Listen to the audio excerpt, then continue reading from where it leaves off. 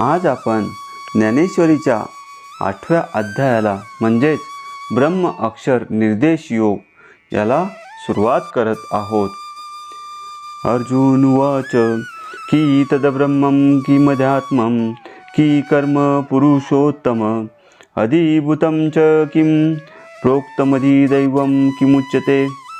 अर्जुन म्हणाला, हे पुरुषोत्तमा, ब्रह्म म्हणजे काय, अध्यात्म म्हणजे काय, कर्म म्हणजे काय, आदिभूत कशाला म्हणतात, आधी दैवत कशाला म्हणतात. मग अर्जुन म्हणितले, हा हो जी अवधारिले, जे म्या पुसिले ते निरूपिजो. मग अर्जुन म्हणाला, अहो देवा, ऐकले का, जे मी विचारले ते सांगावे.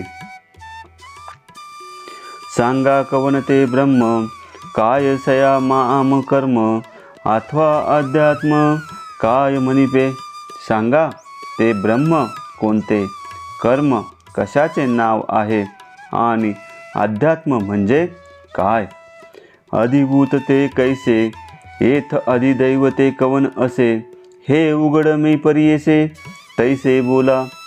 अधिभूत ते कसे आहे, यात आदिदैव कोण आहे, हे मला स्पष्ट समजेल असे सांगा. अधियज्ञ हा कथम कोत्र, देहेऽस्मि मधुसूदनं, प्रयाणकाले च कथम ज्ञेयसी नियतात्मधि. हे मधुसूदना, या देहांत अधियज्ञ कोणता व कसा. अंतःकरण निग्रह केलेले योगी प्रयाणकाळी तुला कसा जाणतात. दैवा अभियज्ञ तो काही, कवन पाइये देही, हे अनुमानासी काही दिठी न भरे.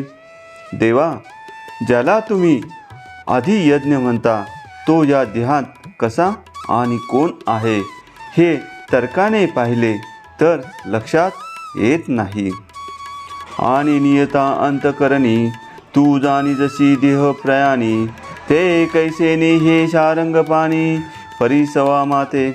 आणि हे श्रीकृष्णा, ज्यांनी आपले अंतकरण स्वाधीन ठेवले आहे, ते तुला मृत्यूसमयी कसा जाणतात, हे मला ऐकवा. देखा धवळारी चिंतामणींचा, जरी पौडला होय दैवाचा, तरी ओसनताही बोलू तयाचा परी सोफून वचे. ज्ञानेश्वर महाराज म्हणतात, पहा, एखादा भाग्यवान पुरुष चिंतामणीने बांधलेल्या वाड्यात निजला असता, त्याची स्वप्नातील बडबड व्यर्थ जात नाही. तैसे अर्जुनाची ये बोलासवे, आले तेची म्हणितले देवे, परी येसे गाबरवे जे पुसिले तुवा. त्याप्रमाणे अर्जुनाच्या विचारण्याबरोबर देव म्हणाले, अर्जुना, तू जे विचारलेस त्याचे स्पष्टीकरण नीट ऐक. किरीटी कामधेनुचा पाडा, वरी कल्पतरूचा आहे मानदोडा, मनोनी मनोरथ सिद्धीची या चाडा, तो नवल नोहे. अर्जुन, हे ऐकून कामधेनूचे वासरू असून तो कल्पवृक्षाच्या मांडवाखाली आहे, म्हणून त्याचे सर्व मनोरथ पूर्ण व्हावेत, यात आश्चर्य नाही. श्रीकृष्ण कोपोनी जासी मारी, तो पावे ब्रह्म साक्षात्कारी, मा कृपेने उपदेशू करी, तो कैसा परी न पवेल. श्रीकृष्णांनी ज्याला क्रोधाने ठार केले, त्याला सुद्धा परब्रह्म साक्षात्कार झाला. मग ज्याला अत्यंत प्रेमाने ब्रह्म उपदेश केला, त्याला ब्रह्म साक्षात्कार का लाभणार नाही. जई कृष्णाचे होय जे आपण, श्रीकृष्ण होय आपुले अंतकरण, तै संकल्पाचे अंगण ओळगती सिद्धी. आपण जेव्हा कृष्णाचे अनन्य भक्त व्हावे, तेव्हा आपले म्हणजेच भक्ताचे अंतकरण कृष्णच होते. मग त्यावेळी आपल्या संकल्पाच्या अंगणात अष्टमहासिद्धी राबतात. परी ऐसे जे प्रेम, ते अर्जुनीची अति निस्सीम, म्हणून तयाचे काम सदा सफल. परंतु असे जे प्रेम ते अर्जुनाच्याच ठिकाणी आलोट आहे, म्हणून त्याचे मनोरथ सदैव सफल होतात.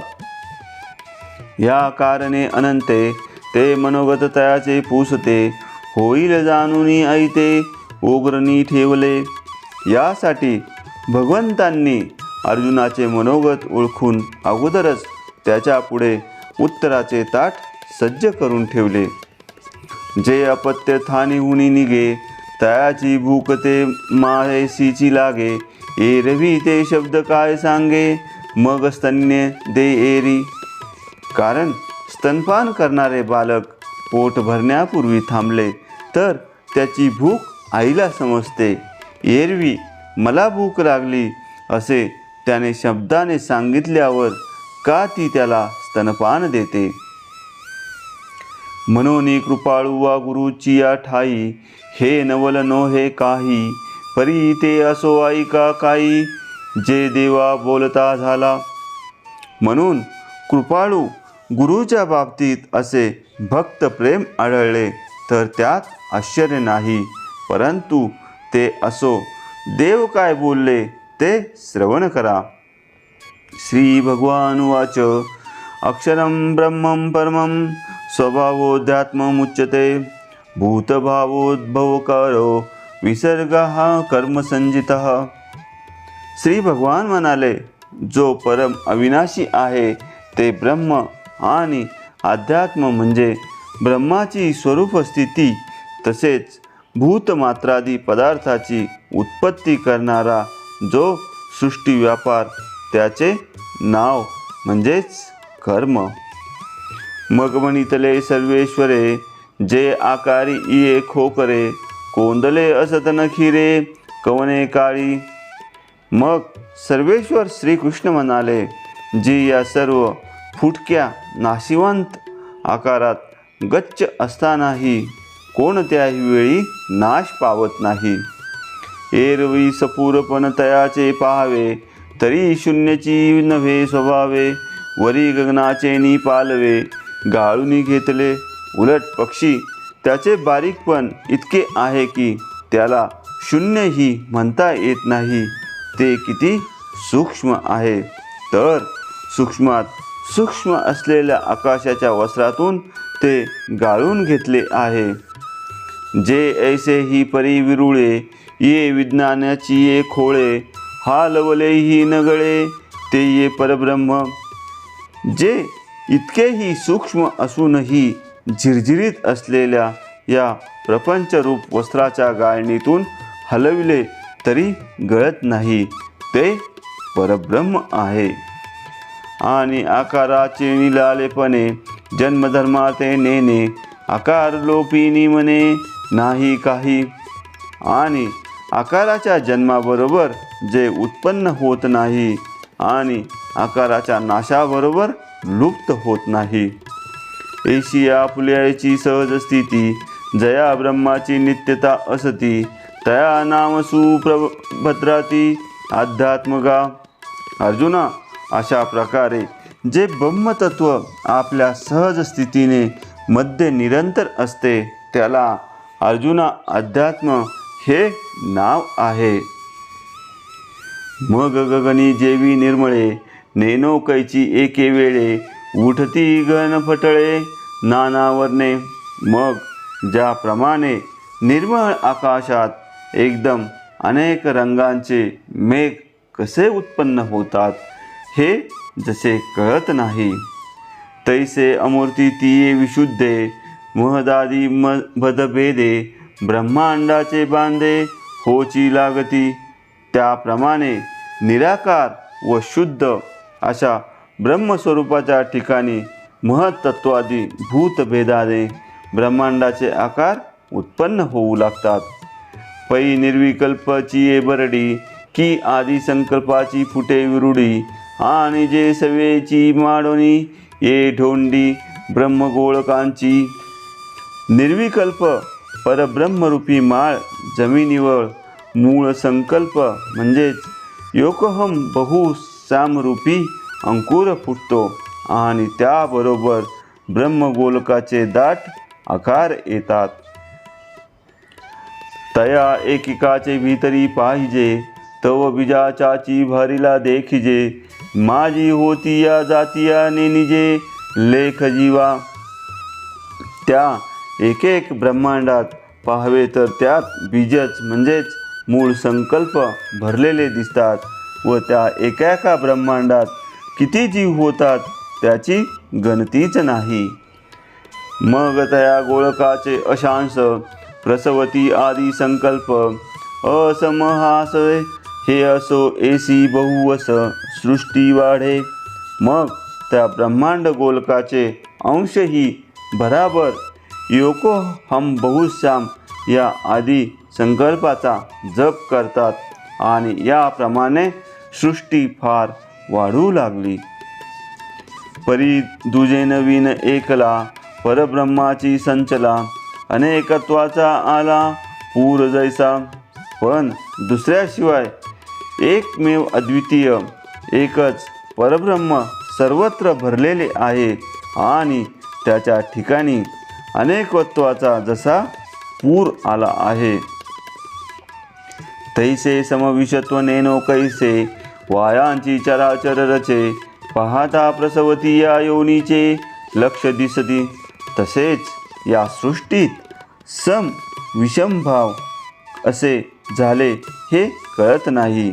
परमात्म्याच्या ठिकाणी काही नसता उगीचच स्थावर जंगम पदार्थ उत्पन्न होतात ते पाहिले असता प्रसवणाऱ्या योनीचे लक्षावधी प्रकार दिसतात.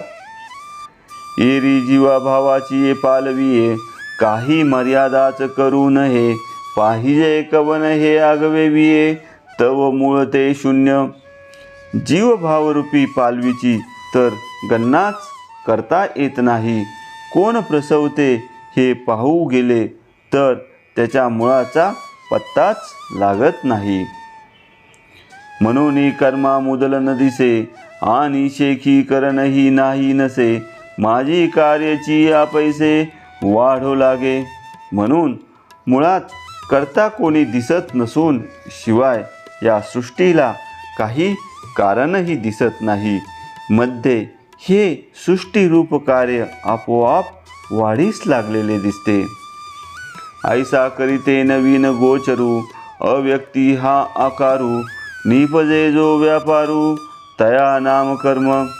याप्रमाणे कर्त्याशिवाय अव्यक्ताच्या ठिकाणी उत्पन्न होणारा भास समान होणारा जो व्यापार त्याला कर्म असे म्हणतात. अधिभूतं क्षरो भाव हा पुरुषोच्छासी दैवतम, आदि यज्ञोहमेवात्र देहे देहभृतांवर. हे नरश्रेष्ठा, जो नाशवंत पदार्थ आहे तो आधिभूत होय. जीव हाच आधिदैवत आणि या देहाच्या ठिकाणी असणारा मी आधी यज्ञ होय. आता अधिभूत जे म्हणिपे तेही सांगो संक्षेपे, तरी होय आणि हरपे अभ्र जैसे. आता आधिभूत कशाला म्हणतात ते तुला थोडक्यात सांगतो. जसे ढग उत्पन्न होतात आणि लय पावतात तैसे असते पण आहाच, नाही होईजे हे साच. जयांते रूपा आणि ती पाच पाच मिळवणिया. ज्याप्रमाणे ज्याचे अस्तित्व दिखाऊ आणि नाशवंत आहे, ज्याला पंचभूते एकत्र येऊन रूपाला आणतात. भूताते आदी करुणी असे आणि भूत संयोगे तरी दिसे, जे वियोग वेळे भ्रंशे नाम रूपदिका. जे पंचमहाभूतांच्या आश्रयाने राहते त्यांचा संयोग झाला तरच जे दिसते आणि ती विलग झाली की जे नामरूपात्मक शरीर नाश पावते. तयांते आदिभूत म्हणिजे, मग आदिदैव पुरुष जाणिजे, जेने प्रकृतीचे भोगिजे उपार्जिले. ज्याला म्हणजेच शरीराला आदिभूत म्हणावे, मग आदिदैवत म्हणजे पुरुष समजावा. प्रकृतीने जे जे उत्पन्न केले आहेत त्याचा तो उपभोग घेतो.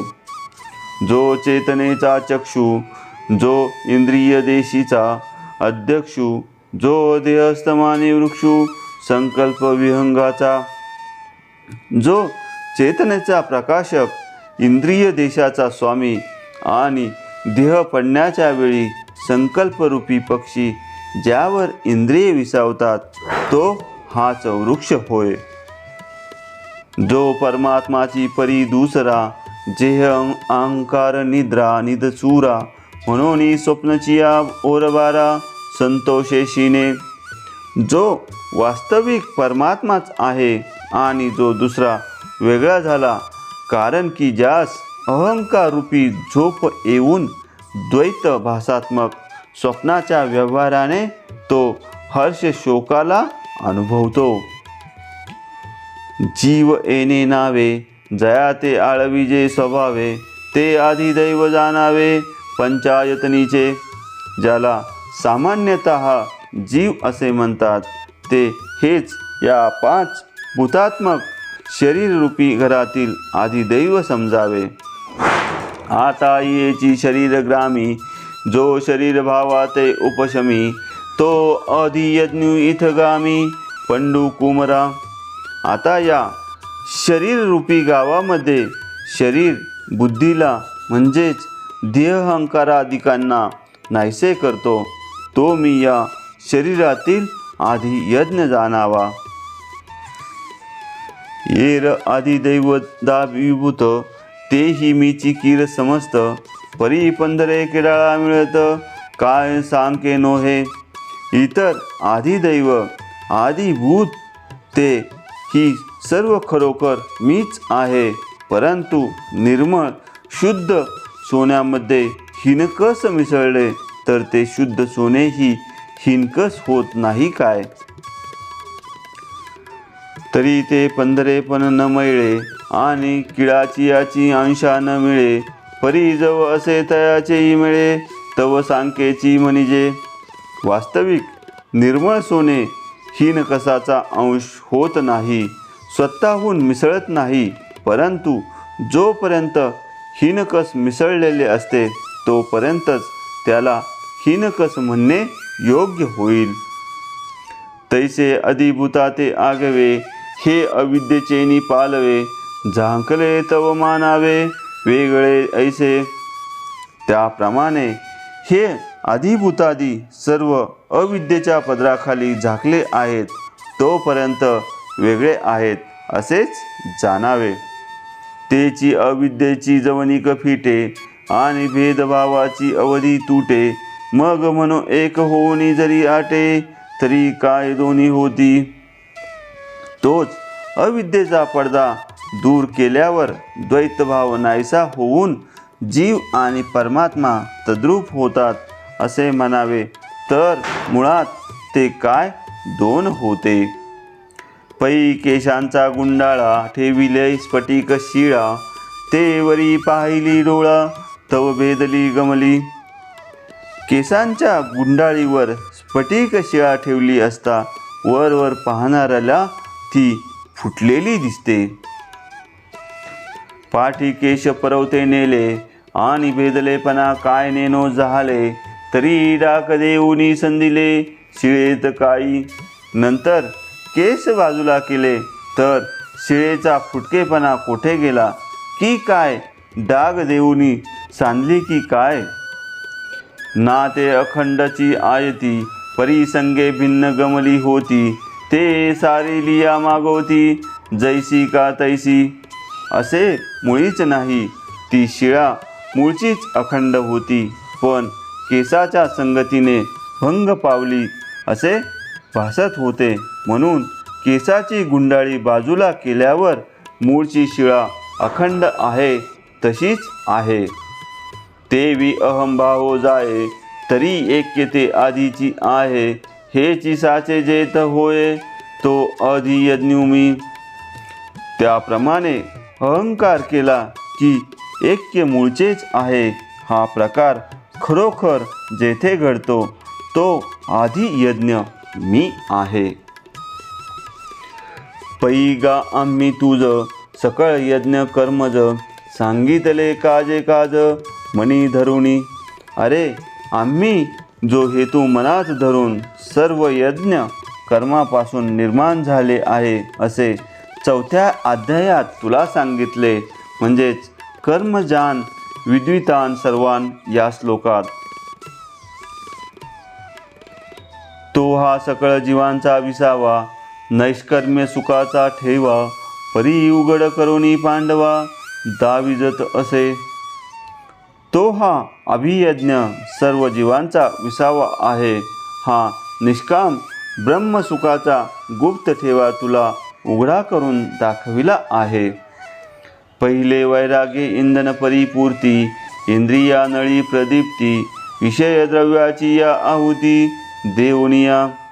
प्रथम वैराग्याचे जळण भरपूर लावून इंद्रियांचा अग्नी प्रज्वलित करावा. मग त्या जाळात विषयरूपी द्रव्याची आहुती द्यावी. मग वज्रासनतेची उर्वी, शोधुनी आधार मुद्रा बरवी, वेदिकारचे मांडवी शरीरांच्या. नंतर वज्रासन रूपी भूमी शुद्ध करून तीवर मूलबंधाची मुद्रा हीच यज्ञदेवी या शरीर मंडपात बांधावी. तेथ समयाग्नीची कुंडे, इंद्रिय द्रव्याचे नि पवाडे, पूजिती उदंडे युक्ती घोषे. तेथे ध्यानधारणा समाधीरूप अग्नीच्या कुंडात बंध त्रयाच्या मंत्रघोषाने इंद्रियरूपी विपुल द्रव्याच्या साहाय्याने यजन करतात. अशा प्रकारे अध्याय 8 मधील ओवी क्रमांक 1 ते 50 संपन्न झालेल्या आहेत.